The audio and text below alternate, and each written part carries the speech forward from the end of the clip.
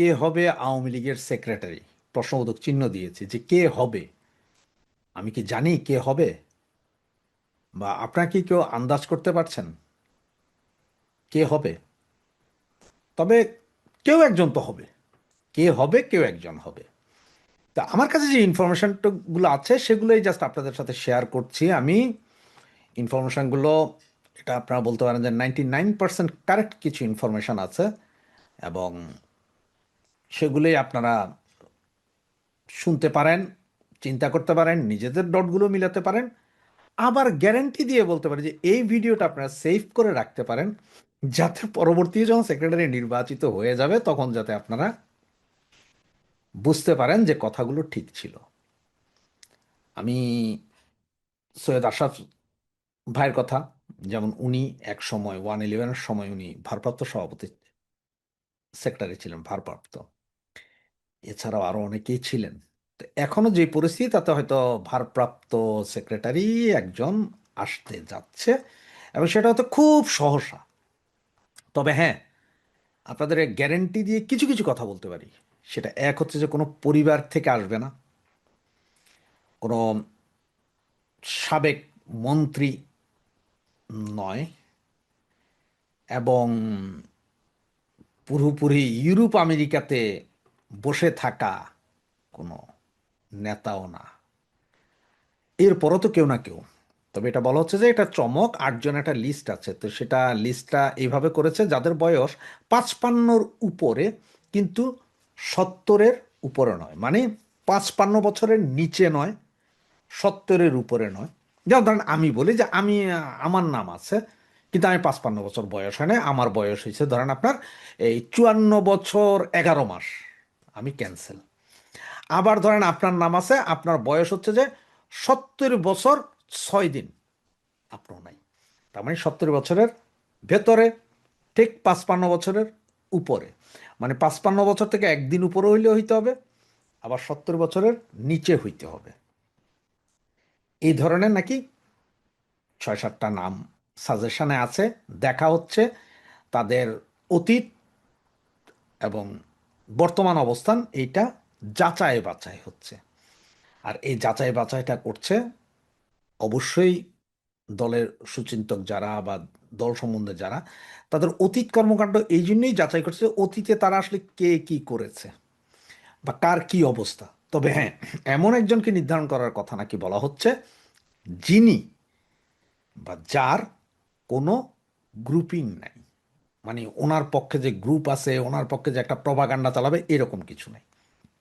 আবার অনেকে হয়তো চিন্তা করতে পারেন তার মানে কি কোনো সাবেক ছাত্র নেতা আসবেন কিনা। হ্যাঁ, একটা জিনিস ঠিক যে সাবেক ছাত্রনেতা আসতে পারেন, তবে এই জায়গাতেও আপনাদের ক্লিয়ার করে দিই, সাবেক ছাত্রনেতা তার মানে হচ্ছে যে যে সমস্ত ছাত্রনেতা ছাত্রলীগ করেছে এক সময়, ছাত্রলীগ থেকে যুবলীগে গিয়েছে, যুবলীগ থেকে পরবর্তীতে আওয়ামী লীগে গিয়েছে, মানে মুরব্বী সংগঠনে গিয়েছে, তাদের মধ্য থেকে কেউ হইতে পারে, হইতে পারে, গ্যারান্টি দিচ্ছি না। তবে যাদের ছাত্র নেতা ছিলেন, কিন্তু গত 10-15 বছরও তারা ওই ছাত্র নেতা, যেমন ছাত্রলীগ করছেন, ছাত্রলীগ করার পরে আপনি ছাত্রলীগ থেকে আপনি গেলেন গা, আপনি যুবলীগ, মহিলা লীগ, অমুক লীগ, কোথাও আর আপনার জায়গা হইল না, আপনারা বাদ। আপনার লিস্টের নাই তো নাই, আপনারা বাদ। ঠিক তেমনই যুবলীগের, যেমন যুবলীগ করেছেন পরে আপনার আওয়ামী লীগে জায়গা পান নাই, কোনো কিছু হয় নাই, আপনিও বাদ। আমি বুঝাইতে পারছি? কিন্তু যদি ধরেন একজন লোক ছাত্রলীগ করেছে, সারা ছাত্রলীগ করেছে, ছাত্রলীগ করার পরে সে এসে এরপরে হয়তো যুবলীগের কোথাও মেম্বার হয়েছে বা সদস্য হয়েছে, এরপর হয়তো আওয়ামী লীগ গেছে, যাদের সিরিয়াল আছে, সিরিয়ালি যারা, যেমন আপনি ম্যাট্রিক পাস করার পর আপনি ইন্টার পাস করছেন, ইন্টার পাস করার পর ডিগ্রি পাস করছেন, ঠিক তেমনই ধর ম্যাট্রিক ধরলাম আমরা ছাত্রলীগ, ইন্টার ধরলাম আমরা যুবলীগ, আর ডিগ্রি ধরলাম আপনার আওয়ামী লীগ বা অঙ্গ সংগঠন, ওই ধরনের ডিগ্রি, মাস্টার্স এমফিল, এগুলো হচ্ছে আওয়ামী লীগ। ওই ধরনের যারা বাই সিরিয়াল আছেন তারা আছেন, তাদের মধ্যে থাকতে পারে। কিন্তু যারা যে ম্যাট্রিকের পরে আর পড়েনি নেই, মানে আপনাদের পড়তে দেওয়াই হয়নি, আপনাদের আগেই সাইট করে দিয়েছে, বহিষ্কার করে নেই, কিছু করে নেই, আপনাদেরকে সাইট করে দেওয়া হয়েছে বিভিন্ন দুর্নীতি বা ইয়ের কারণে, তারা বাদ। আবার এর ভিতরে দেখা হচ্ছে যারা এই যে গত 15 বছরে কে কিভাবে মালটুস কামিয়েছেন, সেটাও দেখা হচ্ছে। নেতা খোঁজা হচ্ছে কর্মী বান্ধব হইতে হবে। অনেকে বলছেন যে ভাই কর্মী বান্ধব নেতা হইতে হবে, ভাই কর্মী বান্ধব নেতা হইতে হবে না। আপনারা আমারে 10 জন নেতার নাম বলেন প্রচণ্ড কর্মী বান্ধব, তাদেরকে যদি কালকে যদি আওয়ামী লীগ যদি সাইড লাইনে বসায় দেয়, তাদের একজন কর্মী থাকবে?